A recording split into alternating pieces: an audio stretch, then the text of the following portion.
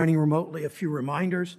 Once you start speaking, there will be a slight delay before you're displayed on the screen.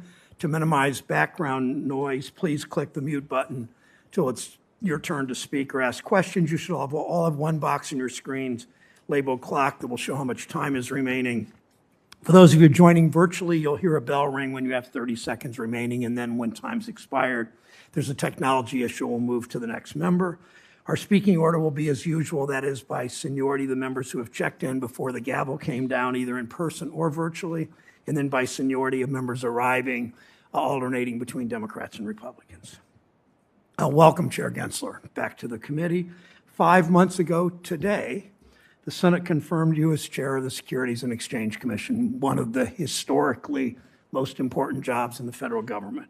I know you've already gotten to work for the American people. You have your work cut out for you over the past year and a half. The disconnect between the stock market and most Americans' lives have never been more painfully clear. Most of the country's been devastated by this awful virus. Hundreds of thousands have lost loved ones. People lost jobs, lost family businesses. Mothers were forced to leave their paid jobs in droves. Millions today are still at risk of evictions from their homes. You'd never know any of that by looking at the stock market. It hits new records month after month. Listen to this, 53 records since the beginning of the year. Eye-popping gains in the stock market. Crypto assets attracted millions to start investing. And like during past times of upheaval, the COVID crisis opened the doors for bad actors looking to seize upon people's fears and insecurity. Pandemic-related fraud, from Ponzi schemes to offers to invest in COVID-related medical care, skyrocketed last year. The SEC stepped up to educate investors and to punish bad actors. The dedicated public servants at the Commission have continued to fight for all the Americans whose pensions and 401ks and college savings are at risk. Many have been enticed by dramatic jumps in the value of new digital assets. They've dreamed of riding the coattails of professional investors and celebrities in a new wave of public offerings of more speculative investments known as special purpose acquisition companies, or SPACs. Some professional investors and celebrities make earning millions look easy, but as we're reminded time and time again through history, it's never that simple. Too often, someone's quick profit comes at the expense of workers, sometimes even entire communities.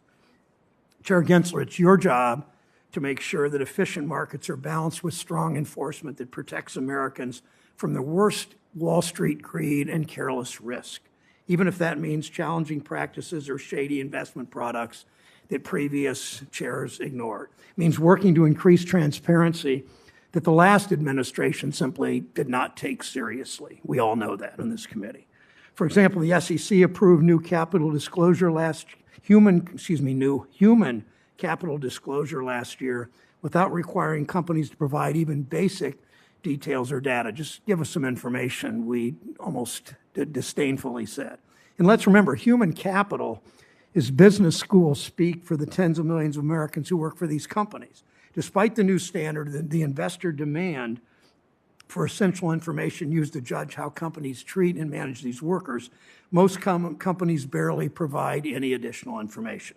My colleagues have been working to improve transparency. Senator Warner of Virginia introduced the Workforce Investment Disclosure Act to get companies to provide important information on how they pay and train and invest in their workers. His bill will shed light on how companies outsource and subcontract their workers, such an important part of our economy now, something he and I have jointly written to the GAO about. Today's tech companies like to say they're more efficient than companies of the past, when in reality they hire the same number of workers. Half of them are just invisible to us under today's disclosure requirements. Senator Warren of Massachusetts introduced the Climate Risk Disclosure Act, calling for significant new public disclosures from public companies regarding the risks climate change poses to their financial results and to their operations. These bills are good policy. The largest investors have been calling for more of this kind of information. I'm a co-sponsor of both bills. Of course, this would just be a start. Transparency is only a first step to getting corporations and the biggest investors to behave better. There's much more you already have the authority to do to make markets work better for the real economy outside of investment firm and hedge fund boardrooms. For too long, the financial system catered to the big guys, left everyone else on their own. Far too many stories of how insiders game the system. Big banks abuse customers while they make record profits. Brokers who've taken advantage of customers use the system to cover up and erase their misconduct. Private equity firms buy up companies and treat workers as a cost to be minimized. Workers as a cost to be minimized. Where have we heard that before? They buy up houses, they raise rent, they evict families even during a pandemic.